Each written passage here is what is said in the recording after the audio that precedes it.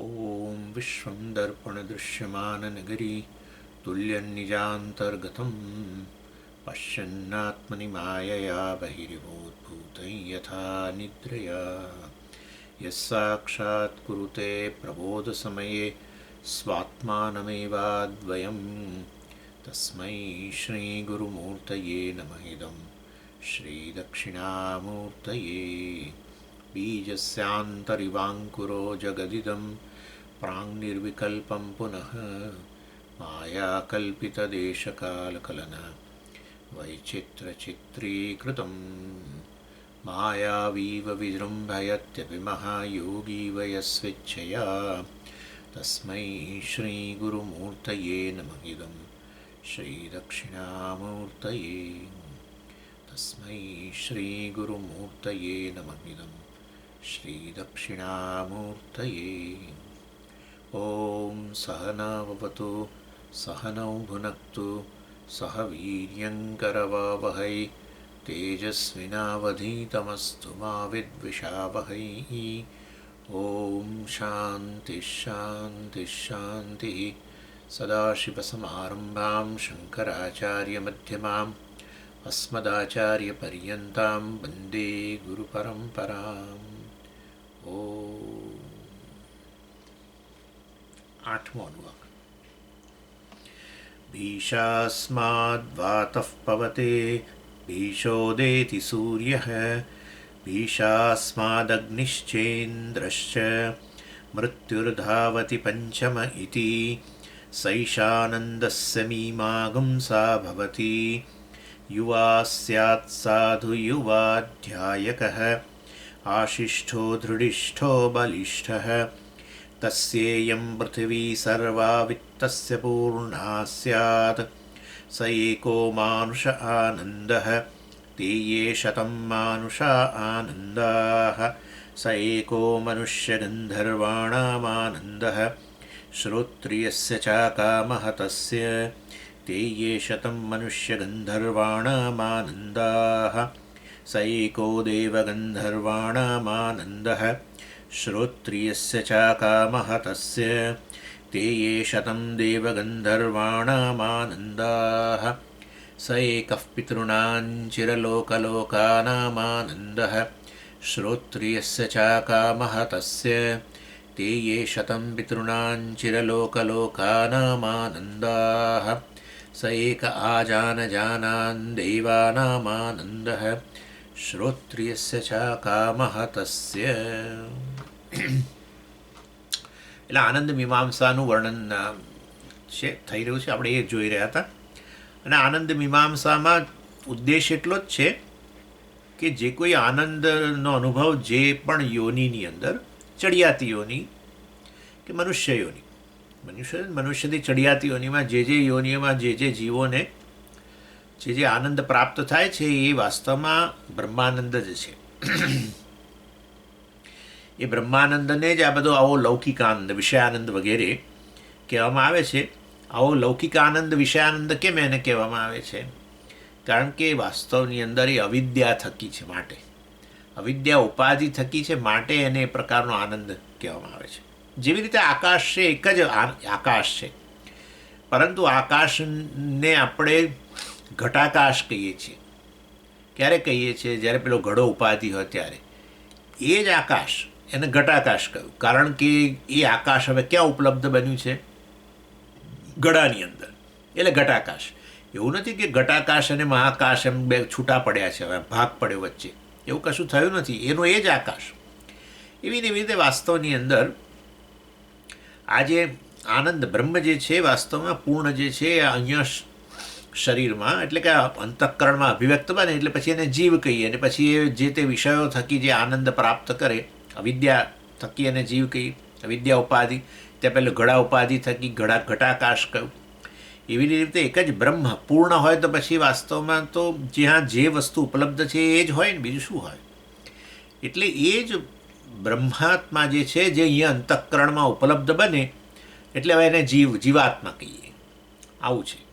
અને પછી એ જીવાત્મા જે વિષયો થકી આનંદ પ્રાપ્ત કરે, વાસ્તવની અંદર મૂળ તો બ્રહ્મ જ છે ને સ્વરૂપથી. તો ત્યારે આપણે પછી વિષયાનંદને વગેરે વગેરે વિદ્યાનંદને એવું બધું કહીએ.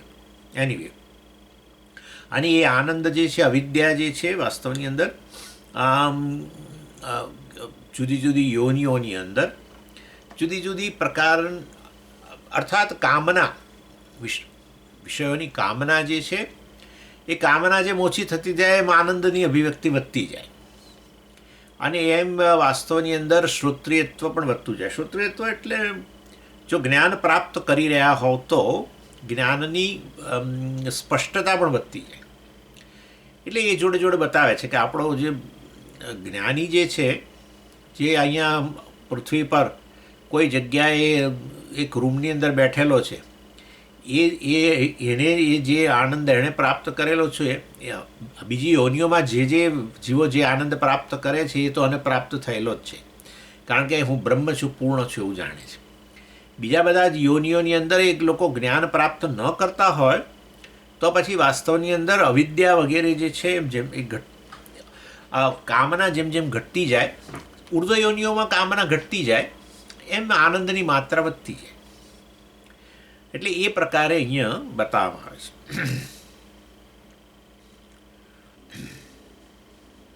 એટલે આખો ઉદ્દેશ આનંદ મીમાંસાનો આ છે કે વાસ્તવની અંદર તમે આ બ્રહ્માનંદ છે સમજી શકો. એટલા માટે આ બધા તો જે આનંદ જે તે યોનિઓમાં જે તે વિષયોની ભોગથી પ્રાપ્ત કરતા હોય છે, એ આનંદ અને તો પ્રાપ્ત જ છે. આ તો પૂર્ણ આનંદ છે, પૂર્ણ છે. પૂર્ણતાને જ આનંદ કહેવામાં આવે. પૂર્ણાનંદ વગેરે તો એની પૂર્ણતાને જ આનંદ, પૂર્ણતાનો અનુભવ એને આનંદ કહીએ. પૂર્ણતાનો અનુભવ છે વાસ્તવની અંદર એ આ વિષયી અને વિષય બંને જ્યારે એક બની જાય ત્યારે પૂર્ણતા લાગે. એટલે વિષય વાસ્તવમાં જુદા છે જ નહીં ને ખરેખર તો. સબ્જેક્ટ ઓબ્જેક્ટ નામ એ તો ખાલી દ્વૈત બુદ્ધિને કારણે છે. હા, વિષય જે ઈચ્છા કરનારો અને વિષય, ઈચ્છાનો વિષય, એ બે એક થઈ જાય છે. એટલે એક કેવી રીતે થાય? જો બંને ખરેખર જુદા હોય તો એક કેવી રીતે થાય? પણ અનુભવની અંદર બે એક થઈ જાય છે, એનો અર્થ કે ખરેખર એ બંને એક જ છે. પરંતુ બધી દ્વૈત બુદ્ધિને કારણે એમ લાગે છે એ મારાથી જુદો છે. એટલે એ સબ્જેક્ટ ઓબ્જેક્ટ અનુભવની અંદર એ વસ્તુ ઓગળી જાય. અનુભવની દૃષ્ટિ ઓગળી જાય એટલે સ્વામીજી બંનેમાં પેલી મીણબત્તી મીણો ઓગળે એવું થાય. એક પૂર્ણતાના અનુભવની અંદર એ બંને સમાઈ જાય, કારણ કે વાસ્તવની અંદર ખરેખર બંને પૂર્ણ જ છે.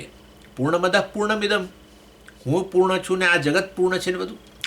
એટલે વાસ્તવમાં દ્વૈત બુદ્ધિને કારણે જુદું છે એવું લાગે છે. બંને એક જ છે અને એ ઐક્યનો અનુભવ થાય, અદ્વૈતનો અનુભવ થાય. બસ આવું છે. એટલા માટે કહે છે કે જે વ્યક્તિ જે પણ આનંદ આ જગતમાં જે વિષય થકી જે યોનિમાં જે આનંદ લોકો ઈચ્છી રહ્યા છે, તો આપણે કહીએ છીએ તમે અદ્વૈત ઈચ્છી રહ્યા છો. કારણ કે તમે સામાન્ય રીતે વિચાર કરો કે વિષય અને વિષય બંને એકબીજાથી જુદા હોય. ઈચ્છા કરનારો અને ઈચ્છાનો વિષય જ્યાં સુધી જુદા હોય ત્યાં સુધી ક્યાં આનંદ છે? જ્યારે બંને એક થઈ જાય છે ત્યારે જ આનંદ થાય છે. એટલે અદ્વૈત જ ઈચ્છીએ છીએ આપણે લોકો. આ બધા દર્શનાચાર્યો દ્વૈત જ રહેલું છે, જીવ અને ઈશ્વર જુદા છે, જીવ ને જગત જુદું છે ને બધું એવું સિદ્ધ કરવાનો પ્રયત્ન કરે છે. પણ એ લોકોને ખ્યાલ નથી આવતો કે વાસ્તવની અંદર દ્વૈત બુદ્ધિ તો અજ્ઞાનમાંથી જન્મી છે. બંને એક જ વસ્તુ છે અને આવો ઐક્યનો અનુભવ થાય છે, આવો વનનેસનો અનુભવ થાય છે જ આપણને, કે જેમાં વિષય અને વિષય એક બની જતા હોય છે. એટલે અનુભવમાં, કારણ કે બંનેનો સોર્સ જ એક જ છે, એટલે પૂર્ણ ચૈતન્ય જ છે ને. આ સમજાય છે હું શું કહી રહ્યો છું? આ તમે શું બોલી રહ્યા છો? આ બધું તો કેટલું બધું થઈ ગયું પહેલાં. એનીવે, એટલે વિષય જે છે એ બે એક છે જ નહીં. આ બે છે જ નહીં. એ બે છે જ નહીં. અને એ વસ્તુ અનુભવની અંદર જતી રહે. એટલે અદ્વૈતનો અનુભવ એટલે સુખનો અનુભવ. હા, અદ્વૈતનું જ્ઞાન એટલે પછી આ કે હું સુખ સ્વરૂપ છું. પણ જ્ઞાન ન હોય તો અનુભવ તો હોય, અનુભવ થાય છે જ. વિષયને વિષય પણ ક્યાં ઓગળી જાય છે? સુખના અનુભવમાં ક્યાં ઓગળી જાય છે? સુષુપ્તિમાં. વિષયની વિષય, તમે હું એક જીવ વિષયી અને આ જગત વિષય. વિષય બંને જતું રહે છે. એ તો પેલો અહંકાર થકી બે વસ્તુ ઉત્પન્ન થાય છે. અહંકાર છે ને અંતઃકરણ થકી, અંતઃકરણમાં આત્મબુદ્ધિ થઈ જાય એટલે હું આટલો અને આ જગત બધું મારથી જુદું. હા, એટલે વાસ્તવમાં અહંકાર થકી આવો દ્વૈત બુદ્ધિ, એટલે અહંકાર એટલે અજ્ઞાન થકી. અંતઃકરણને આત્મા કેવું એનામાં અહંકાર. હા, આ અંતઃકરણ આત્મા જ છે. આત્માને અંતઃકરણ કેવું. હા, અંતઃકરણ આત્મા જ છે, બધું આત્મા છે. મુક્તાત્મા એ આત્મા છે ને તમે આત્મા છો, બધા એક જ આત્મા છે, કશું છે જ નહીં. બ્રહ્માત્મા એટલે શું? પૂર્ણ. એટલે તમારે આંખ મીચીને કહી જ દેવાનું, ઘડોય બ્રહ્માત્મા છે ને મુક્તાત્મા એ બ્રહ્માત્મા છે. સમજી ગયા? બધી વસ્તુઓ આત્મામાં જ સ્થિત છે. પરંતુ વાસ્તવની અંદર જ્યારે આ પ્રકારે અજ્ઞાન થકી એક ઉપાધિને તમે દાખલા તરીકે તમારી નજર ઘડા તરફ હોય તો તમે ભાગ પાડી દીધા શેના? આકાશના. અને તમે આકાશ તરફ નજર રાખી તો ભલે ને હજુ આકાશ ઘડામાં ઉપલબ્ધ બને, પણ તોય તમારા મનની અંદર ઘટાકાશ અને મહાકાશ નામની બે વસ્તુ નહીં હોય. તમારી નજર જો ઘડા તરફ હશે તો વાસ્તવમાં તમે બે ભાગ પાડશો, કારણ કે હવે ઘડામાં ઉપલબ્ધ આકાશ ઘટાકાશ અને બહાર રહેલું આકાશ મહાકાશ, એમ કરીને ભાગ પાડશો. તમારી નજર આકાશ તરફ હશે તો વાસ્તવમાં તમે કહેશો કે આ એક જ આકાશ છે, કોઈ ભાગ પડ્યા જ નથી. એ આકાશ વાસ્તવમાં ઘડામાં ઉપલબ્ધ બન્યું માટે ઘટાકાશ શબ્દ બોલીએ છીએ. એવી રીતે આ વાસ્તવની અંદર બ્રહ્મ અંતઃકરણમાં ઉપલબ્ધ બન્યું માટે હવે અહંકાર કે જીવ એવું બોલવા માંડે આપણે, કરતા ભોગતા. બસ. અને પછી અહંકારમાં આત્મબુદ્ધિ, અને પછી મર્યાદા લાગે એટલે વિષયની કામના જન્મે, અને વિષય પ્રાપ્ત થાય ત્યારે પાછું પેલો અહંકાર જે છે એ ક્યાં ઓગળી જાય? એ જ આત્મા. આજે અહંકારમાં આત્મા ઓગળે, પણ પેલું વિષયનું શું થયું? અરે ભાઈ એ આત્મા જ છે. એટલે વિષય ને વિષય બંને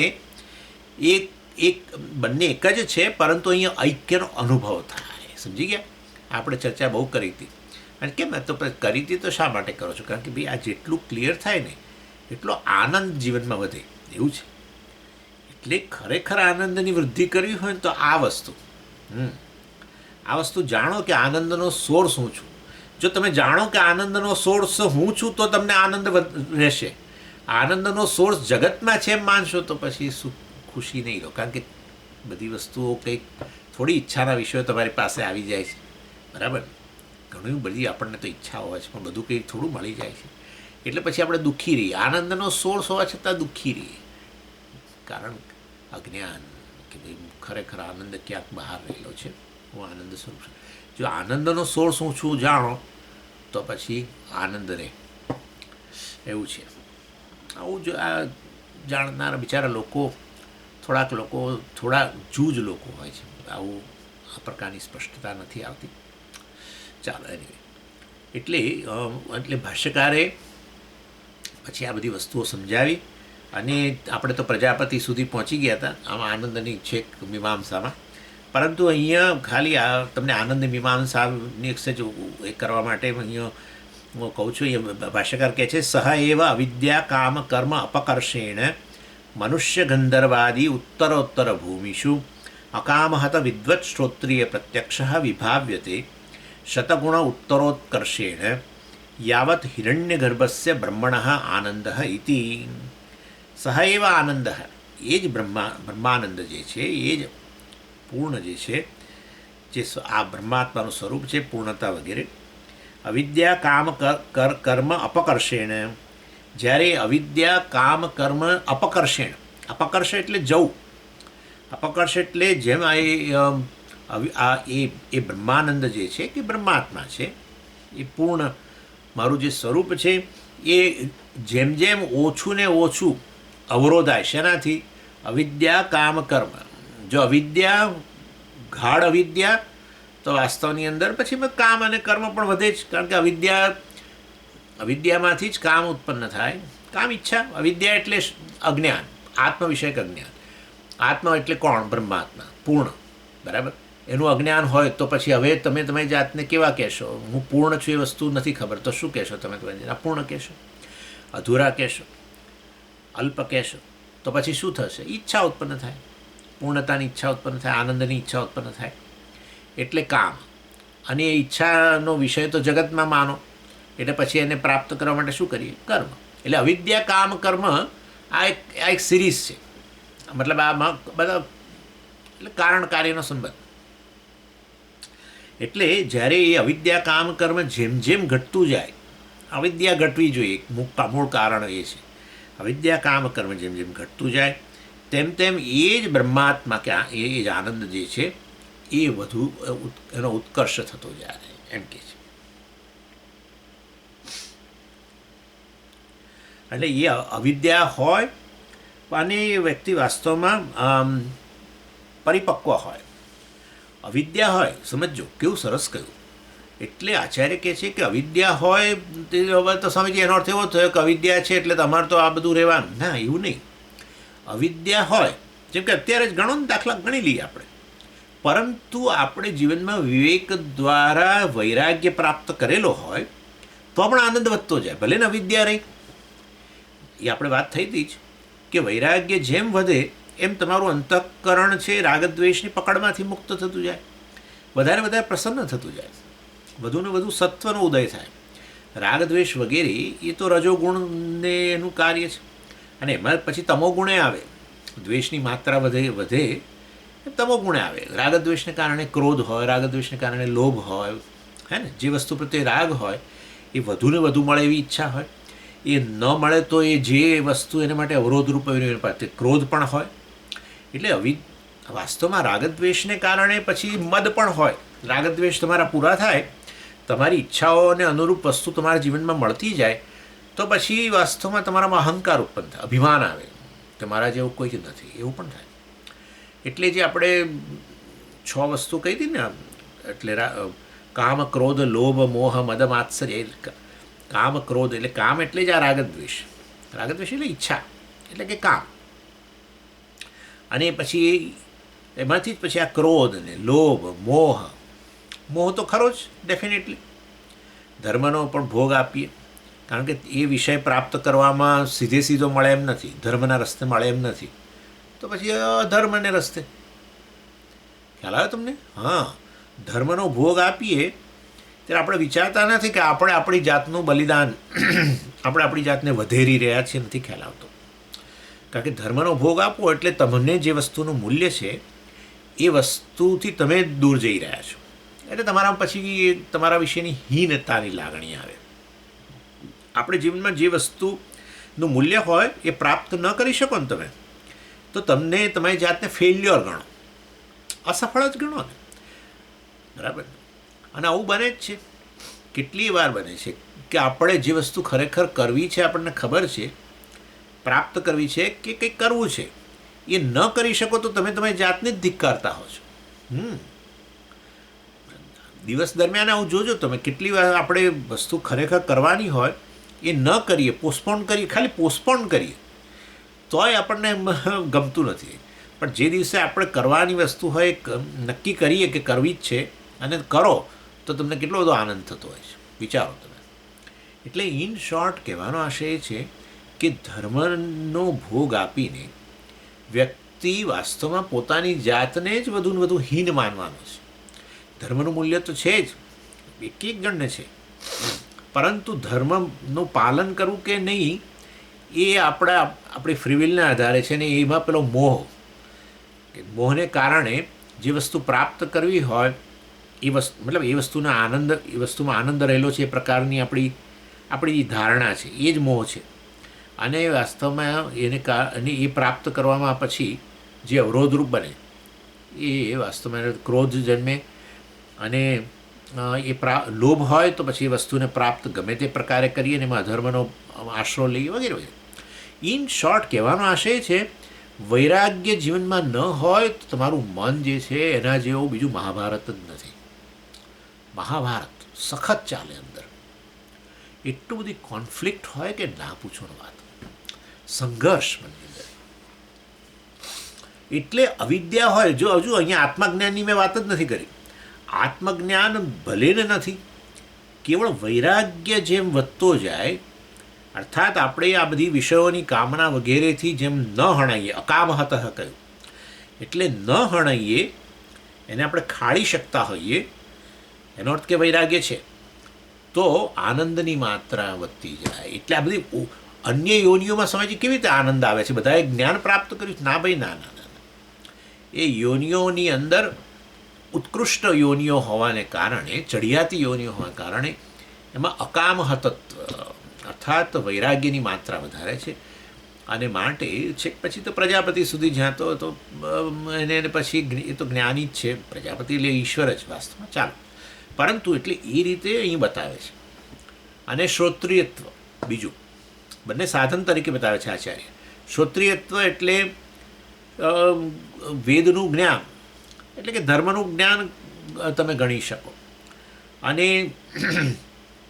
ધર્મનું જ્ઞાન પ્રાપ્ત કરો અને એને અનુરૂપ તમે જીવન જીવો, તો પણ વાસ્તવમાં પાપ વગેરે જે છે એ ન રહે નેચરલી. ધર્મને અનુરૂપ હોય તમારું વર્તન તો પાપ ન હોય, પુણ્ય ઉપરથી હોય. ધર્મને અનુરૂપ ન હોય તો પછી પાપની વૃદ્ધિ થાય. પાપની વૃદ્ધિ થાય તો પછી આનંદ ન હોય નેચરલી. પાપનું ફળ છે એ દુઃખ છે. એટલે એ રીતે અહીંયા બંને સાધનના રૂપમાં બતાવે છે, શ્રોત્રિયત્વ અને અકામહતત્વ. અને પેલા આપણો જે જ્ઞાની અહીંયા બેસીને ચા અને બિસ્કિટ ખાઈ રહ્યો છે એક ખૂણામાં બેસીને, એને તો એ શ્રોત્રિયત્વ એ પૂરેપૂરું શ્રોત્રિયત્વ. એટલે અહીંયા એના કિસ્સામાં શું શ્રોત્રિયત્વ? વેદનું જ્ઞાન. કયું વેદનું જ્ઞાન? વેદાંતનું જ્ઞાન. ખ્યાલ? વેદાંતનું જ્ઞાન છે ને. એ વેદાંતનું જ્ઞાન જે છે એમાં સ્પષ્ટતા, એને શ્રોત્રિયત્વ કહેવાય. અને એ સ્પષ્ટતા કેવી રીતે આવી છે? અકામહતત્વ. વૈરાગ્ય પૂર્ણ હોવાને કારણે અધિકારી બને છે. અધિકારી હોવાને કારણે જ્ઞાન તો પ્રાપ્ત કરે જ છે. અત્યારે આપણે કોઈ એકબીજાને જજ કરવાની જરૂર નથી, પરંતુ આપણે બધાની અંદર તમને થાય કે સમજીએ એનામાં જ્ઞાનની સ્પષ્ટતા વધારે લાગે છે, મારામાં ઓછી છે, અથવા મારામાં વધારે છે, કોઈનામાં ઓછી લાગે છે. ન જજ કરવું જોઈએ, પણ આ તો એક એક્ઝામ્પલ તરીકે. તો જરૂર માનજો કે મનમાં અવરોધ ઓછો છે. આટલું તો ખરું. પહેલાં જ્યાં જ્ઞાન પ્રાપ્ત કરો છો ત્યાં અવરોધ વધારે હોય તો જ્ઞાન ન પ્રાપ્ત થાય, સ્પષ્ટતા ના આવે. બરાબર, જ્ઞાન તો પ્રાપ્ત થાય કારણ કે આપણે બધા બુદ્ધિ તો ધરાવીએ છીએ, એટલે આ બધું લોજિકલ તો છે જ. એટલે આ બધું ન સમજી શકો એવું બને નહીં. જનરલી બધાએ સમજી શકે, પરંતુ ખરેખર સ્પષ્ટતા એટલે શું? આ જે વાત કરી રહ્યા છે સ્વામીજી, મારી વાત કરી રહ્યા છે અને હું બ્રહ્મ છું, પૂર્ણ છું, એ વસ્તુ મને બરાબર સમજાઈ રહી છે. આ નામ સ્પષ્ટતા. હા, નહીં તો પછી શું થાય કે આ બરાબર છે કે આત્મા પૂર્ણ હોવો જ જોઈએ, બ્રહ્મ એટલે પૂર્ણ વગેરે, આ બધું બરાબર છે. હા, એ સમજાય છે ને, એ બધું સમજાય છે, બરાબર છે. તો આપ હવે આ બ્રહ્મ છો એ સ્વીકારવા તૈયાર છો? એ જવા દો, એ બધી વાત રવા દો. તમે બ્રહ્મ હશો, અમારે તો ખબર નહીં કયા જન્મમાં અમે કહીશું અમે બ્રહ્મ. ખ્યાલ? એનો કે અવરોધ છે. અવરોધ કયા રૂપમાં હોય? કામનાઓ, અનેક બહિર્મુક્તા કામનાઓ. એટલે માટે પેલું કોઈ પરાંચિખાની વ્યતૃણ સ્વયંભૂ પરાંગ પશ્યતિ ન ચ અંતરાત્મન કશ્ચિત ધીર પ્રત્યેગાત્માનમૈક્ષત આવૃત ચક્ષુ અમૃતત્વમિચ્છન. પરાંચિખાની ઇન્દ્રિયોને બહિર્મુક્તાને કારણે જાણે આ મનુષ્યનો નાશ કરી નાખ્યો ભગવાને. અને કશ્ચિત ધીર, કોઈક જ એવો વિવેકી છે જેણે આ પ્રકારનો વૈરાગ્ય વગેરે હોય. વિવેકમાંથી વૈરાગ્ય આવે. પ્રત્યેક આત્માનમ ઈક્ષત.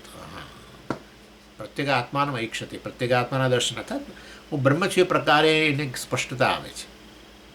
ચાલો, એટલે એની અકામહતત્વ એટલે શ્રોત્રિય. આપણો જે આ ચા બિસ્કિટ ખાનારો ખૂણામાં બેસીને અહીંયા પૃથ્વી પર, એનામાં તો આ શ્રોત્રિયત્વ અને અકામહતત્વ પૂર્ણ છે. જ્ઞાન, હું આનંદ સ્વરૂપ છું, માટે એને તો જગતના વિષયોમાં કોઈ કામના જ ન હોય. એટલે અકામહતત્વ પૂર્ણ છે. અને શ્રોત્રિયત્વ એટલે સ્પષ્ટતા, નિષ્ઠા જેને કહેવાય. જ્ઞાનમાં નિષ્ઠા પણ પૂર્ણ છે. સમજી ગયા? એટલે એને તો એટલા રિપીટ કરતા રહે છે. શ્રોત્રિયસ્ય અકામહતસ્ય દરેક વખતે કહેતા જાય છે. પણ બીજી બધા જેની સાથે સરખાવે છે એ બધામાં કંઈ જ્ઞાન નથી.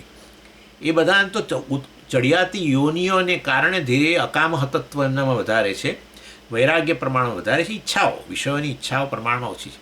આ તો તમે સમજી જ શકો છો કે આપણે અહીંયા જ વિચાર કરો કે તમે ને હું જે છે એમની પાસે સમજો કે કોઈ આપણે વિષયો જે ઈચ્છીએ છીએ વિષયો લાવી શકીએ છીએ અને વિષયોનો ઉપભોગ કરેલો છે. અને બીજી કોઈ વ્યક્તિ હોય કે જેની પાસે એવા પૈસા વગેરે ન હોય જાજા, અને એને કારણે એ વ્યક્તિ એટલી બધા વિષયો પ્રાપ્ત ન કરી શકતો, તો એને અનેક વિષયોની ઈચ્છા હોય, એને કલ્પના આવે બધી કે આવું આ મારી પાસે હોય તો. કારણ કે જગતમાં જુએ ને બધું, એ જગતમાં જ રહે છે. એ જુએ કે તમે આ ગાડીમાં ફરો છો, તમે અહીંયા જાઓ છો, તમે આમ કરો છો, તમે આવું ખરીદી શકો છો. એને બધાને બિચારાની ઈચ્છા હોય પણ એ ન કરી શકતો. ઇન શોર્ટ, કહેવાનો આશય તારતમ્ય જે દેખાય છે એ વાસ્તવમાં કામનાઓથી વિધાય છે. કોણ એના આધારે છે. કામનાઓથી કોણ વિધાય છે? કામનાઓથી વિધાય કોણ? જેની પાસે જે નિકૃષ્ટ યોનિમાં હોય એને પ્રમાણમાં કામનાઓ જે છે એની પૂરી થઈ નથી, માટે એનામાં વૈરાગ્યનો અભાવ જોવા મળે જરૂર. પરંતુ જેમ વિષયોની કામના વધતી જાય, વિષયોની કામના જેમ જેમ ઘટતી જાય, કારણ કે ચડિયાતી યોની મળતી જાય, એમ તમારો વૈરાગ્ય વધતો જાય, મતલબ કામનાઓથી ઓછા વિધાઓ, તો પછી વાસ્તવની અંદર અને વૈરાગ્ય હોય તો પછી વાસ્તવમાં તમે ધર્મનો ભોગ જલ્દી આપો નહીં. હા, એટલે શ્રોત્રિયત્વ હવે એ રીતે ગણવું પડશે, કારણ કે યોનિઓની વાત કરીએ છીએ, આપણા જ્ઞાની વાત નથી કરતા, યોનિઓની અંદર વાત કરીએ છીએ જે લોકો આવો વિષયોનો આનંદ પ્રાપ્ત કરતા હોય છે. એટલે અકામ હતત્વ વધે, વૈરાગ્ય જેમ વધે એમ વિષયોને વિષયોને પ્રાપ્ત કરવાનું જે દબાણ હોય, ઈચ્છા હોય, એ પ્રમાણમાં ઓછું હોય. અને એ ઓછું હોય તો ધર્મનો ભોગ ના આપો એટલે કે શ્રોત્રિયત્વ વધારે, એવું કહેવાય. શ્રોત્રિયત્વ વધતું જાય.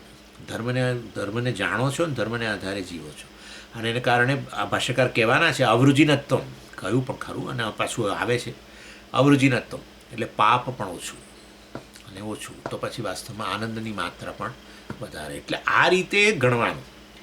યોનિઓની જે વાત થાય છે એમાં સ્વામીજી જ્ઞાન વધતું જાય, ના એવું નહીં. જ્ઞાન જેમ સ્વામીજી ચડિયાતી યોની હોય એમાં આ જ્ઞાનમાં સ્પષ્ટતા વધારે હોય એવો કોઈ નિયમ નથી ભાઈ. એ નિયમ નથી. નિયમ તો આટલો છે કે આ વાસ્તવમાં આ વૈરાગ્ય પ્રમાણમાં વિષયોની કામનાથી હણાયો છો. ચડિયાતીઓની અંદર ધર્મનું પાલન વધારે, અને એને કારણે ધર્મનો ભોગ ના આપો, અને મતલબ કે પાપની વૃદ્ધિ ન કરો, એને કારણે આનંદની પણ વૃદ્ધિ થાય. એટલે આ રીતે અહીંયા બતાવવામાં આવે છે.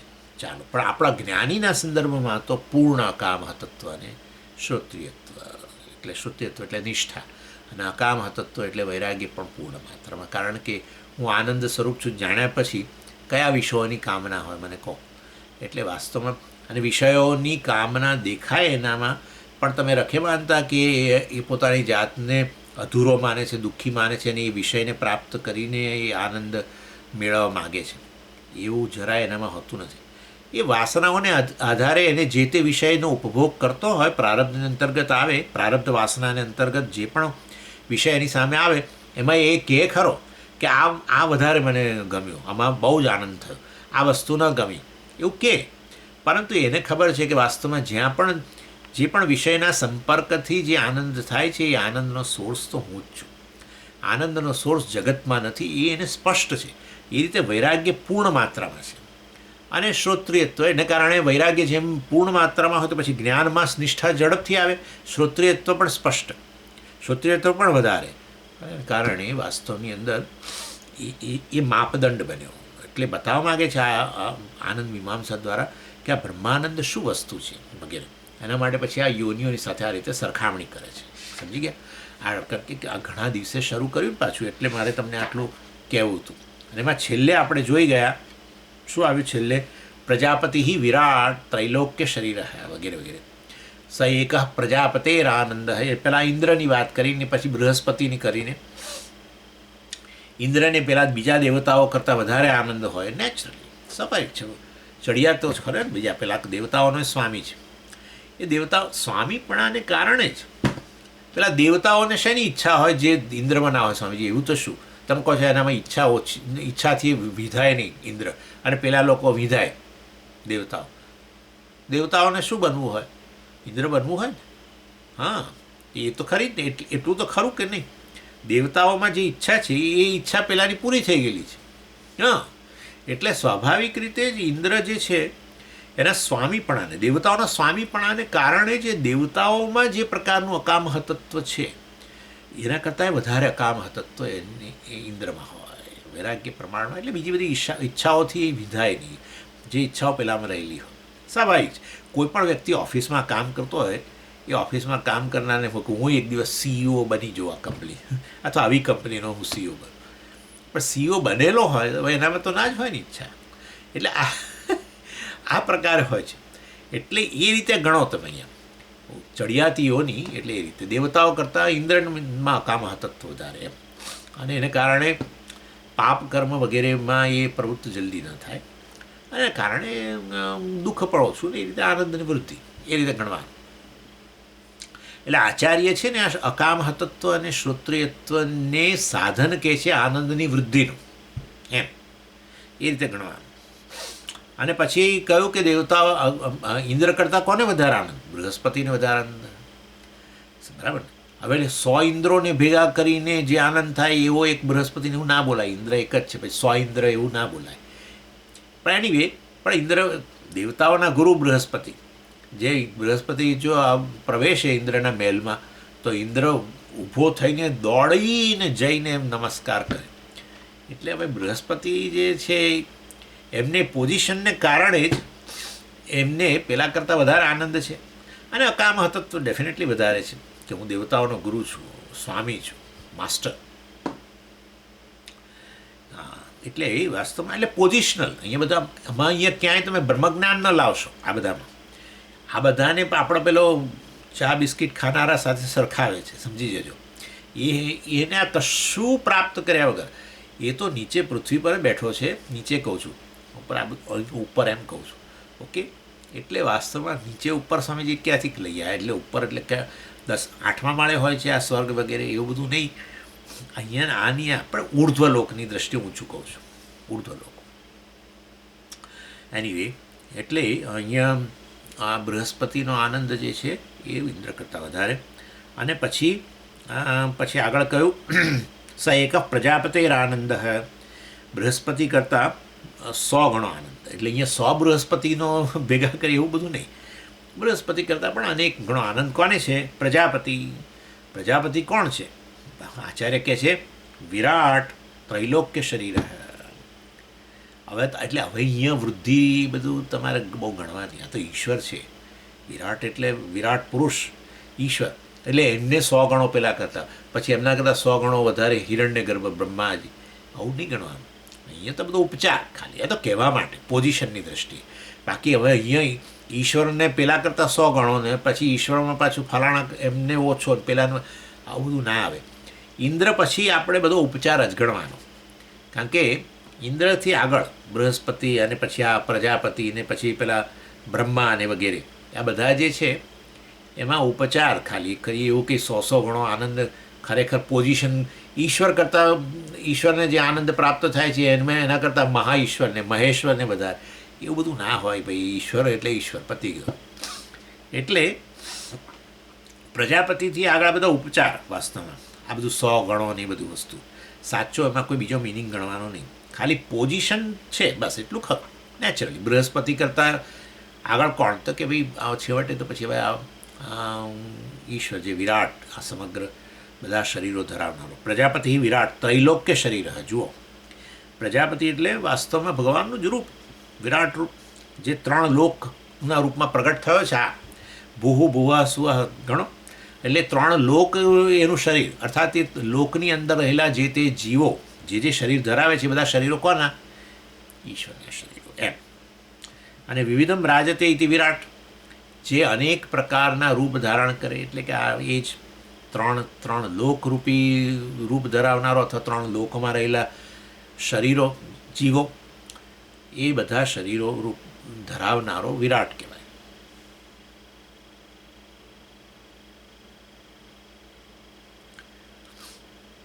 અને એટલે બૃહસ્પતિ અને પ્રજાપતિ વાસ્તવની અંદર અમને તો આપણા પેલા એમના જેવા ગણી શકીએ. આપણો જે અહીંયા બેઠેલો છે ને પૃથ્વી પર, એના જેવા. હા, પણ સમજી ઈશ્વરને જ્ઞાન હોય કે ના હોય? અરે ભાઈ, એટલે જે જ્ઞાન પ્રદાન કરનારો જ છે. શરૂઆત જ ત્યાંથી થાય છે ને. સદાશિવ સમારંભા શંકરાચાર્ય મધ્યમ, બધે જ્યાંથી ગણો, નારાયણમ પદ્મભુવમ, જ્યાંથી ગણવો ત્યાંથી ગણો. એ તો સ્વાભાવિક જ છે. જ્ઞાનનો છેવટનો સોર્સ કોણ હોય? સર્વજ્ઞ હોય. નહીં તો કોણ? એ સર્વજ્ઞ પાછો એમને અજ્ઞાન હતું ને એ પાછા એમના ગુરુ પાસે જાય, આવું તો પછી એમને સર્વજ્ઞ ન કહેવાય ઈશ્વરને. એમને અજ્ઞાન હતું એટલે એ એમના ગુરુ પાસે ગયા. અરે આવું તો હોતું હશે. એટલે છેવટે જ્ઞાનનો સોર્સ તો એ જ હોય જે સર્વજ્ઞ હોય, જેને શિષ્ય બનવાની જરૂર જ ના હોય. શિષ્ય બને કોણ? જેને અજ્ઞાન છે ને જ્ઞાન પ્રાપ્ત કરવું છે. એટલે આવું હોય જ નહીં. એટલે ઇન શોર્ટ, બૃહસ્પતિ પણ દેવતાઓના ગુરુ છે ને, એ તો એમને જ્ઞાન આપી શકે છે.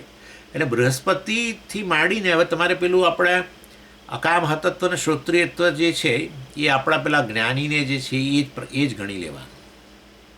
ખાલી પોઝિશનની રીતે બતાવે છે કે બૃહસ્પતિ કરતાં ઈશ્વર અથવા વિરાટ જે છે પ્રજાપતિ એનાથી. એટલે એ રીતે એ પોઝિશનની રીતે કહ્યું, સ એક પ્રજાપતિર આનંદ શ્રોત્રિયસ્ય ચ અકામ હતસ્ય. બધાને પછી શું કહ્યું? સ એક બ્રહ્મણ આનંદ. એટલે બ્રહ્માજી કોણ છે? બ્રહ્મા સમષ્ટિ વ્યષ્ટિરૂપ સંસાર મંડળ વ્યાપી. બ્રહ્મા એટલે આપણા હિરણ્યગર્ભ, એટલે એ જ ઈશ્વર, બરાબર ને? સમષ્ટિ સૂક્ષ્મ શરીર, સૂક્ષ્મ પ્રપંચ અભિમાની ચૈતન્ય આપણે ચર્ચા કરીએ છીએ. સ્થૂળ પ્રપંચ એટલે શું? 3 લોક. 3 લોક રૂપી સ્થૂળ પ્રપંચ અભિમાની ચૈતન્ય, એને વિરાટ કહ્યું. તો એનું કારણ કોણ હોય? વાસ્તવમાં આ બ્રહ્મા. કારણ એટલે ખાલી કહેવા માટે. એ જ બ્રહ્મા સૂક્ષ્મ પ્રપંચ અભિમાની ચૈતન્ય જે છે, સૂક્ષ્મ પ્રપંચ અભિમાની બ્રહ્મા ઉપાધિવાળું, જેને આપણે બ્રહ્મા કહીએ, એ બ્રહ્મા જે સૂક્ષ્મ પ્રપંચ અભિમાની છે એને બ્રહ્મા હિરણ્ય ગર્ભ કહીએ. એ હિરણ્ય ગર્ભ છે એ પછી સ્થૂળ પ્રપંચ અભિમાની બને, એને વિરાટ કહેવાય. એટલે પછી એવું નહીં કે આ પેલા વિરાટનું કારણ, વિરાટ ઈશ્વર પણ એનું કારણ પાછું. એટલે અમે સમજી કહેતા હતા મહેશ્વર. આવું બધું ના વિચારશો ભાઈ. એ સૂક્ષ્મ પ્રપંચ સ્થૂળ પ્રપંચ રૂપે અભિવ્યક્ત થાય ને. સૂક્ષ્મ આવે, સ્થૂળ પ્રપંચ ક્યાંથી? સૂક્ષ્મમાંથી. એનીવે, એટલે અને કહ્યું શું કહ્યું? સમષ્ટિ વ્યષ્ટિ રૂપ. બ્રહ્મા સમષ્ટિ વ્યષ્ટિ રૂપ સંસાર મંડળ વ્યાપી. એ જ સમષ્ટિ ને વ્યષ્ટિના રૂપમાં રહેલો છે. સમષ્ટિ વ્યષ્ટિ એટલે આ જે સ્થૂળ દેખાય છે એ તો ખરું જ, પરંતુ સૂક્ષ્મ તો અનેક ઘણું મોટું છે એના કરતાં. અને જે સમષ્ટિ વ્યષ્ટિના રૂપમાં રહેલો છે. જો ભાઈ સમષ્ટિ વ્યષ્ટિની વાત કરીએ એટલે આપણે સમજી સમષ્ટિ વ્યષ્ટિ એવું બોલવાની શી જરૂર છે? સમષ્ટિ રૂપ જ બોલવું જોઈએ ને. વ્યષ્ટિ બોલવાની ક્યાં વાત છે ભાઈ? જુઓ, સમષ્ટિ વ્યષ્ટિ એક છે અને સમષ્ટિ વ્યષ્ટિ જુદા છે. આ ચર્ચા મેં ક્યાં કરી હતી ખબર તમને? વેદાંત સારની અંદર. વેદાંત સારમાં મેં કહ્યું કારણ શરીર અને કારણ પ્રપંચ માયા, સૂક્ષ્મ શરીર સૂક્ષ્મ પ્રપંચ. સૂક્ષ્મ શરીર અને સૂક્ષ્મ પ્રપંચ જે છે એમના વચ્ચે કયા પ્રકારનો સંબંધ છે? ત્યારે મેં કહ્યું હતું ભેદાભેદ સંબંધ છે. ભેદાભેદ એટલે સૂક્ષ્મ શરીર એ ભિન્ન છે સૂક્ષ્મ પ્રપંચ કરતાં. સૂક્ષ્મ શરીર સૂક્ષ્મ પ્રપંચથી અભિન્ન છે. કે એવું કેવી રીતે હોય? એવું કેવી રીતે હોય? એવું જ હોય. એવું હોય એટલે શું? જુઓ, વાસ્તવમાં તમે વિચાર કરો ને, રાજ્ય અને દેશ, રાજ્ય વ્યષ્ટિ, દેશ સમષ્ટિ, બરાબર? તો સમજી દેશ બોલો એમાં રાજ્ય આવી જ ગયું ને? ના, પણ ઘણું. દેશમાં જે નિયમો હોય એ રાજ્યમાં હોવા જરૂરી નથી. આપણા ગુજરાતમાં દારૂબંધી છે માની લઈએ, એટલે પેપર પર તો છે દારૂબંધી. દારૂ ઘેર પીવાય જ સ્વામીજી, આ એ જે પીવાતો. પરંતુ તમે ગમે ત્યાં જાઓ, અમદાવાદ જાઓ, આણંદ જાઓ, વડોદરા જાઓ, બાટલો બધે ચારે બાજુ ફરતી હોય છે. અને અહીંયા ક્યાંક પહેલાં એવું હતું કે ભાઈ આપણે આબુ જવું જોઈએ, એટલે આપણને થાય કે કેમ આબુ માટેનું આટલું આકર્ષણ છે, પણ એ આબુ માટે આકર્ષણ નહોતું, દારૂ માટે આકર્ષણ હતું.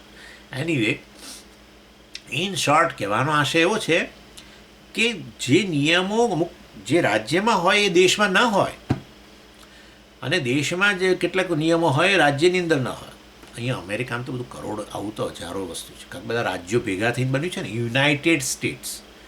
બધા રાજ્યો ભેગા થઈને આ દેશ બન્યો છે.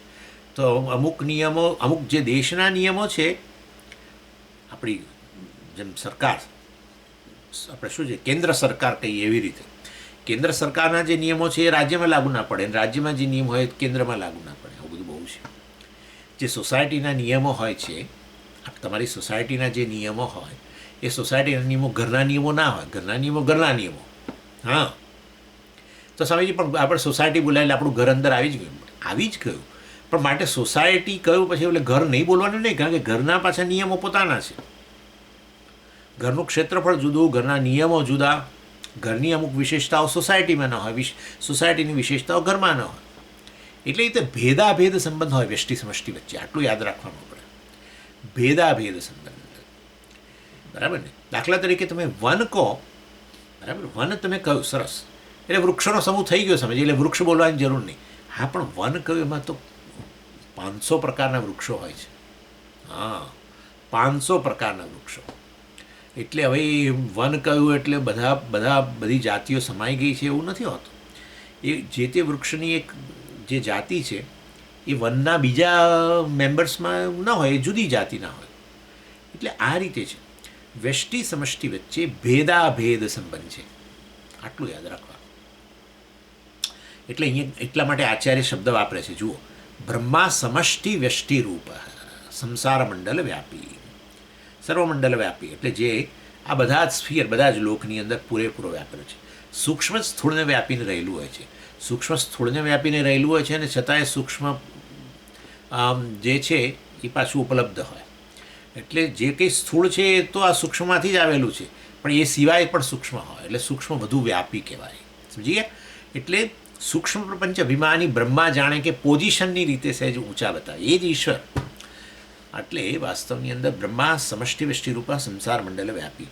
યત્ર એતે આનંદ ભેતાઃ એકતામ ગચ્છન્તિ ધર્મશ્ચ તન્નિમિત્ત જ્ઞાનમ ચ તદ્વિષયમ અકામઃ તત્વમ ચ નિરતિશયમ યત્ર સ એષ હિરણ્યગર્ભ બ્રહ્મા. સહ એષ હિરણ્યગર્ભ. બ્રહ્માજી જેને હિરણ્યગર્ભ કહીએ છીએ, એ કોણ છે કે જેની અંદર આનંદ ભેદાઃ, આ બધા તમે જે જુદી જુદી આનંદ બતાવ્યો ને, આપણે શરૂ કર્યો ને પેલો યુવાન ત્યાંથી શરૂ કર્યું હતું. આવા મનુષ્યનો જે આનંદ છે એના કરતાં 100 ગણો આનંદ મનુષ્ય ગંધર્વને છે, એમ કરીને આપણે બતાવવાનું શરૂ કર્યું હતું. એટલે આ બધા પોઝિશનોમાં જે આનંદ છે એ બધા જ આનંદ આચાર્ય કે છે એકતામ ગચ્છન્તિ, જ્યાં બધા આવીને એક થઈ જાય. નેચરલી બ્રહ્માજી તો ઈશ્વર છે. એટલે વાસ્તવની અંદર ત્યાં પછી આ બધી જુદી જુદી ડિગ્રીઓ, તારતમ્યવાળો બધો આનંદ ત્યાં એકતા એક થઈ ગયો. તન્નિમિત્ત આનંદ નિમિત્ત ધર્મશ્ચ તદ્વિષયમ જ્ઞાનમ ચ નિરતિશયમ. એ બ્રહ્માજી જે છે તો વાસ્તવમાં ધર્મ સ્વરૂપ છે. ઈશ્વર ધર્મ સ્વરૂપ, નિરતિશય ધર્મ. અને જો ધર્મ સ્વરૂપ હોય તો પછી પાપ નામની વસ્તુ જ ના હોય ને. અધર્મની તો કોઈ પ્રશ્ન જ ઊભો નથી થતો. ધર્મ સ્વરૂપ જ છે તો પછી નિરતિશય પુણ્ય, આમ તો કે બોલવાનું આવું ના હોય, સમજીએ એ કરે પુણ્ય કર્મ કહેવાય ને. કર્તૃત્વ જ ના હોય ને, નહીં તો કર્તૃત્વ હોય તો જ્ઞાન ન હોય. એટલે આ તો કહેવા માટે ધર્મ સ્વરૂપ હોવાને કારણે પાપનો લેશ પણ નથી. એમ એટલા શા માટે કહેવું છે પડે? બતાવવા માટે કે ભાઈ એ તો નિરતિશય આનંદ પ્રાપ્ત, કારણ કે ધર્મ છે એટલે કે નિરતિશય પુણ્ય છે. નિરતિશય પુણ્ય હોય તો પછી પાછું વાસ્તવની અંદર નિરતિશય આનંદ છે. આપણે બધાના જીવનની અંદર સાતિશય આનંદ હોય છે. જોજો, સાતિશય. અત્યારે આનંદ 2-5 મિનિટ પછી પેટમાં દુખાવાનું શરૂ થયું, ગયો આનંદ. આવું પાપનું કર્મ, પાપ ફળ. અને એમાં આનંદમાં પાછું તારતમ્ય. આનંદ છે, આમ તો આનંદમાં છું, કંઈ એવું તકલીફ નથી. એમ ઘણીવાર આપણે તો જોઈને જે વ્યક્તિને કહે, હા કેમ આજે આટલો બધો આનંદ, આવું બધું પ્રિય મોદ પ્રમોદ. કોઈક આવ્યું હોય તો બહુ જ આનંદ, બીજું કોઈ આવ્યું હોય તો છે આનંદ છે. એમ જે રીતે માથું ધૂણાઈને કે રીતથી જ સમજી જઈએ કે ઠીક છે. એમ એટલે આવું હોય છે. પણ દીકરો આવવાનો હોય અમેરિકાથી, દાખલા તરીકે એક્ઝામ્પલ છે, દીકરો અમેરિકાથી આવવાનો હોય ને પેલા ફોન કર્યો કે હું આવું છું. ઘણીવાર તો આ બધા પાછા બહુ ચેમ્પિયનો હોય છે, આ દીકરા દીકરીઓ ટિકિટ નોંધાવી દે ને તો કશું કહે નહીં. પેલું સરપ્રાઈઝ આપવું છે કે સરપ્રાઈઝ. અને પછી ઉતરે ને પછી પહોંચી જાય, ઘેર પહોંચી જાય અને અને ટકોરો મારે. પેલા ખોલે, આંખો ચોળે, પણ એ જે આનંદ હોય છે ને એ વખતનો બ્રહ્માનંદ. પછી એ દીકરો વાતો કરી અડધી રાત સુધી આમ તેમ. પછી હવે આનંદ થોડો હશે. હવે કે હવે તું સૂઈ જા, હવે તું તારે આખી પેલો ફ્લાઇટની અંદર તારે ઉજાગરો થયો છે, આમ સૂઈ જા તું. એને કંઈ ને તમારે હવે જવું છે સુવા. અરે પણ આટલો બધો આનંદ આવી રહ્યો છે, શું કરવા? ના ભાઈ, એના કરતાં ચડિયાતો આનંદ બીજે દેખાય છે. પછી તો 2 દિવસ રહ્યો, 3 દિવસ વાતો કરી હવે બધું ઓસરી ગયું. આવું છે.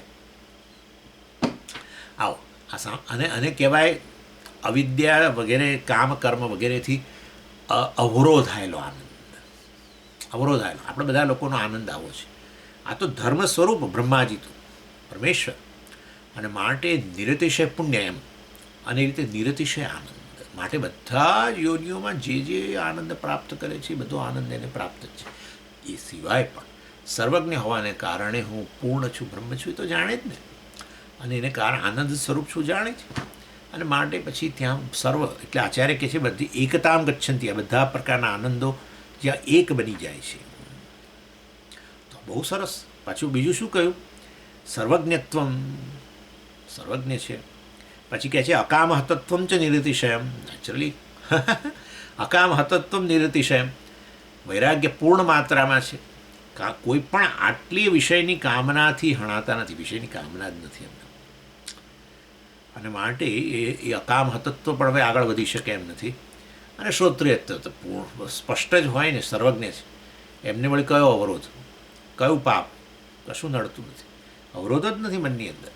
અને કારણે પૂર્ણ શ્રોત્રિયત્વ, પૂર્ણ અકામ હતત્વ, બધું નિરતિશય આનંદ. અને આવું અકામ હતત્વ શ્રોત્રિયત્વ આપણા જ્ઞાનીને ખરું. એટલે છેવટે આ બધી યોનિઓમાં જતાં છેવટે જે ઈશ્વરને આ પ્રકારનું અકામ હતત્વ શ્રોત્રિયત્વ હોય એવું આપણો ચેમ્પિયન નીચે જે બેઠેલો છે આપણો જ્ઞાની, ચા ને બિસ્કિટ ખાઈ રહેલો છે, તે એને એક પ્રકારનો આનંદ છે. પણ એને ચા બિસ્કિટની તો જરૂર પડી ને, માટે એનેમાં ના હોય. અરે ભાઈ, આ તો એક એક્ઝામ્પલ આપું છું તમને. આપણા મનુષ્ય જેણે જ્ઞાન પ્રાપ્ત કર્યું છે એના માટે મેં તમને ઉદાહરણ.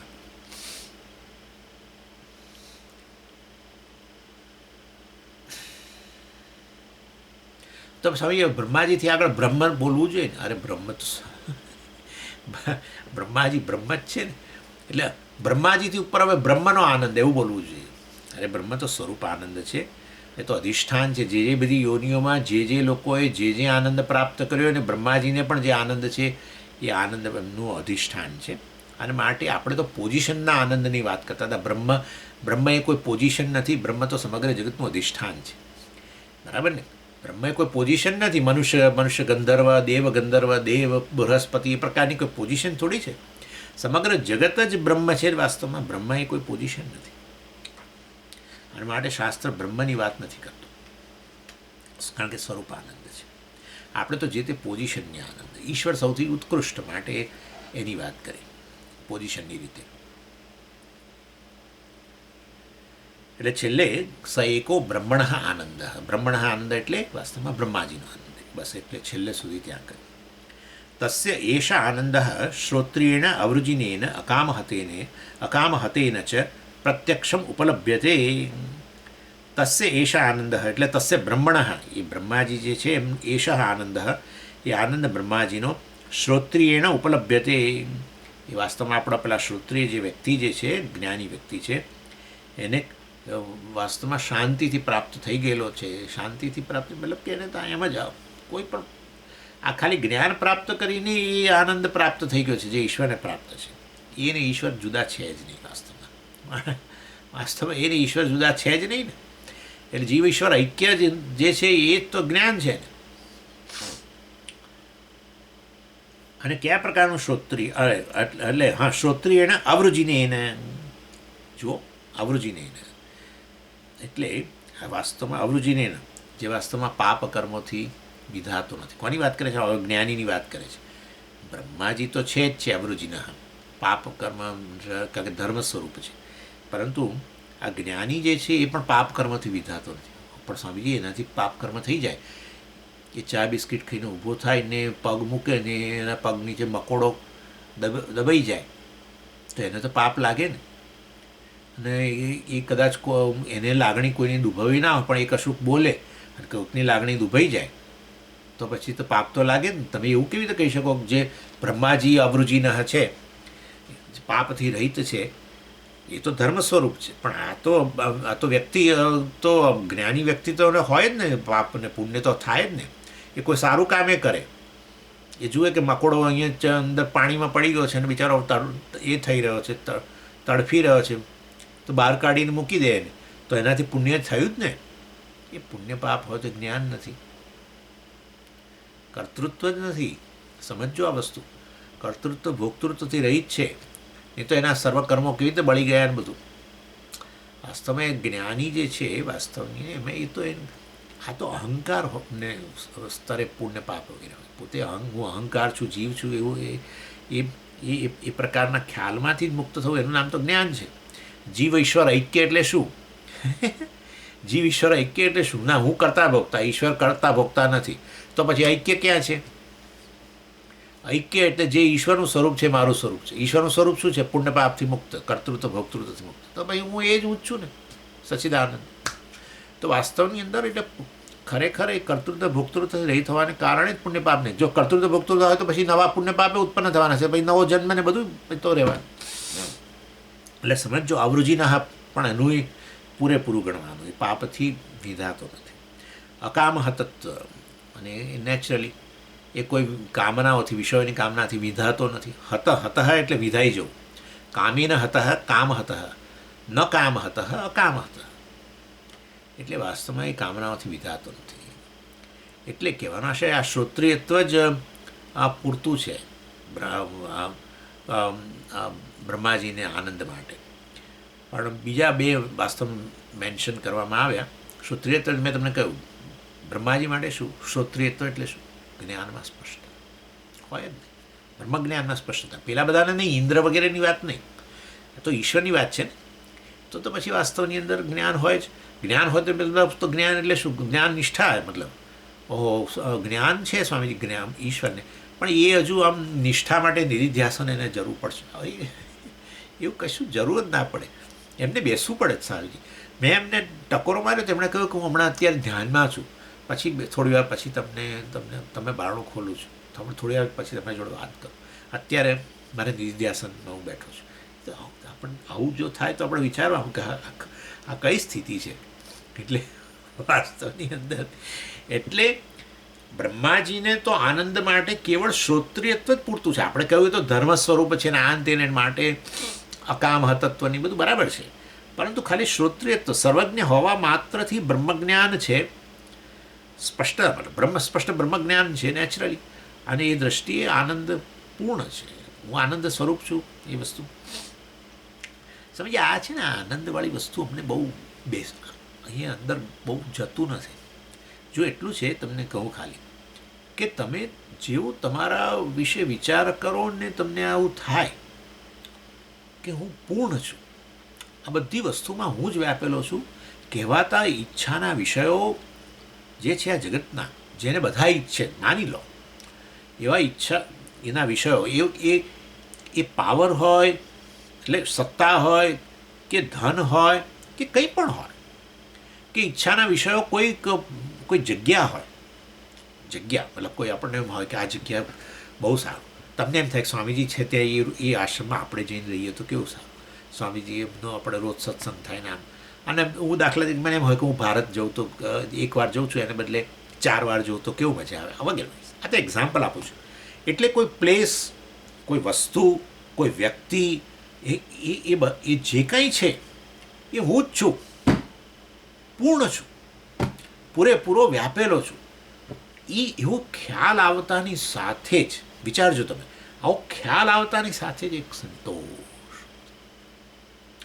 જ્યારે હું સંતોષ પૂર્ણ છું, સંતોષ સ્વરૂપ છું, સેટિસ્ફેક્શન મારો સ્વભાવ છે, આવું થતાની સાથે જ આનંદ. અન્નમ નિષ્ઠા. અત્યારે તો શું થાય છે, આમ પોતાના વિશે વિચાર કરીએ ને, હું તો ગૃહસ્થ છું, પત્ની છું, પુત્ર છું, કે જે હોય, અને પછી એ જે તે શરીર સાથે તાદાત્મ્ય, એ શરીરના વિશેષતાઓ સાથે તાદાત્મ્ય, શરીરની મર્યાદાઓ સાથે તાદાત્મ્ય. આ શરીરમાં આટલી શક્તિ છે ને આટલી નથી, આ શરીર આવું માદું છે ને આવું ફલાણું ઢીકણું, જે પણ કાળો ગોરો આ તે વજન વધી ગયું છે, આમ તેમ. એટલે શરીરની મર્યાદાઓ પછી મારી મર્યાદાઓ મને લાગે છે નહીં. તમે છો નહીં, તમે તો પૂર્ણ છો, પરંતુ આવું અજ્ઞાનને કારણે એના લીધે દુઃખ, અસંતોષ, ફરિયાદો. હું વિશે વિચાર કરતાં જ તમને આવું પૂર્ણતાને બદલે શું લાગે? અપૂર્ણતા. એ દુઃખનું કારણ છે. તમે આવા છો નહીં દુઃખ સ્વરૂપ. એટલે તમે જ્યારે એમ થાય કે આ બધું આનંદની આટલી બધી વાતો ચાલે છે, આ તો બધું ખાલી હવામાં છે, એવું નથી. તમે અહમના સ્વરૂપ પર વિચાર કરતાની સાથે જ જો આવી સ્પષ્ટતા હોય તો, કે હું પૂર્ણ છું, આવી સ્પષ્ટતા હોય તો વાસ્તવમાં આનંદ જ હોય, બીજું કશું હોય જ નહીં. કારણ કોઈ શરીર મન બુદ્ધિ સાથે મન સાથે તાદાત્મ્ય વિચાર કરો. બાપરે, મનમાં કશુંક આવ્યું, આમ કંઈ ભયવૃત્તિ આવી, હું ભયભીત. મનમાં ક્રોધ આવ્યો, ક્રોધી. મનમાં કંઈક આડોઅવળો વિચાર આવ્યો, અથવા કંઈક કર્તૃત્વ ભોક્તૃત્વ હોય એને કારણે પછી પેલી ગિલ્ટ અને હર્ટ, અપરાધની લાગણી છે. અરે મેં વળી આ ક્યાં કર્યું, આ મારે ફોન જ નહોતો કરવા જો, અરે રે મેં કેમ, અરે રે મેં પેલું કેમ ના કર્યું, એ વખતે જો કરી દીધું હોત ને તો સારું થાત, એ વખતે મેં એને આ કહી દીધું હોત ને, પહેલાં કે એ વખતે બોલવું હતું ને તમારે, હા ભાઈ એ વખતે હું ન બોલી કે ન બોલ્યો, એ વખતે જો કહી દીધું હોત ને, એ વખતે જો કહી દીધું હોત તો અત્યારે આ વસ્તુ આપણે સહન ના કરવી પડે. આમ નામ સંસાર, કર્તૃત્વ ભોક્તૃત્વમાં જન્મ. આ કેમ કર્યું, આ કેમ ન કર્યું, આ કેમ, સમજ્યા તમે? અને ભોક્તૃત્વ, આની સાથે સંપર્ક કેમ થયો ને આનો કેમ સંપર્ક ના કર્યો, ફલાણું ઠીકું, જે તે બધું જ્ઞાનમાંથી જન્મેલું. આ બતાવે છે કે જ્ઞાનમાં સ્પષ્ટતા નથી. બસ હું કરતા ભોગતા છું એવું જ લાગ્યા કરે છે, એટલે કે જ્ઞાનમાં સ્પષ્ટતા નથી. જ્ઞાનમાં સ્પષ્ટતા ન હોય ત્યારે આ પ્રકારે સંસાર લાગે. એ સંસાર વાસ્તવમાં નથી, દુઃખ કે શોક વાસ્તવમાં નથી, અજ્ઞાનને કારણે આપણા સ્વરૂપની હજુ સ્પષ્ટતા નથી. અથવા ચાલો જ્ઞાન પ્રાપ્ત કરી રહ્યા છીએ પણ સ્પષ્ટતા નથી એમ કહું તો એને કારણે લાગે. જ્ઞાનીને પેલાને આ વસ્તુ હોય નહીં, એના શરીરમાં હજારો ખોડખા પણ હોય, એના મનમાં આ બધું રાગ દ્વેષ, એટલે એને નડતું ના હોય પરંતુ હોય, તો વાસનાઓને કારણે આ બધું આવતું રહે. ગુણોનો ખેલ છે ને અલ્ટિમેટલી, સત્વ રજસ તમસ. એટલે ક્યારેક રજોગુણની વૃદ્ધિ હોય તો એ ચાંચલ્ય દેખાય, પરંતુ એનાથી વિચલિત ન થાય, કારણ કે જાણે છે કે હું આ શરીરમાં બુદ્ધિ નથી, સમજી ગયા, હું પૂર્ણ છું. અને એટલે વાસ્તવમાં એને કોઈ ઈચ્છાના વિષયો ન હોય, અને કદાચ ઈચ્છા પ્રગટ કરે તો પણ એ સ્વતંત્ર હોય. એવું ન હોય એને કે ઈચ્છાનો વિષય મને મળે તો મને હું પૂર્ણ બનું, આનંદિત થવું, હોય જ નહીં ને. એટલે આવી વ્યક્તિ આનંદમાં હોય, કારણ કે આનંદ સ્વરૂપ, પૂર્ણ સ્વરૂપ હું છું. આ પ્રકારે ચાલો એની એટલે આ રીતે ભાષ્યકાર આ રીતે વાસ્તવની અંદર, એટલે અહીંયા બ્રહ્માજીની વાત કરું તો અકામ હત શ્રોત્રિયત્વ જ પૂરતું છે આનંદ માટે, પણ છતાંય આચાર્ય બીજા બે મેન્શન કરે છે, અકામ હતત્વ, અવૃજિનત્વ વગેરે. એટલે બધા સાધનો કે આનંદની પરાકાષ્ઠા વગેરે માટે, આનંદ પ્રાપ્તિ માટે તો ભાષ્યકાર બતાવવા માગે છે. આગળ હવે જોઈશું. ઓમ પૂર્ણમદ પૂર્ણમિદમ પૂર્ણાત પૂર્ણમુદચ્યતે પૂર્ણસ્ય પૂર્ણમાદાય પૂર્ણમેવાવશિષ્યતે. ઓમ શાંતિ શાંતિ શાંતિ. હરિ ઓમ શ્રી ગુરુભ્યો નમઃ. હરિ ઓમ.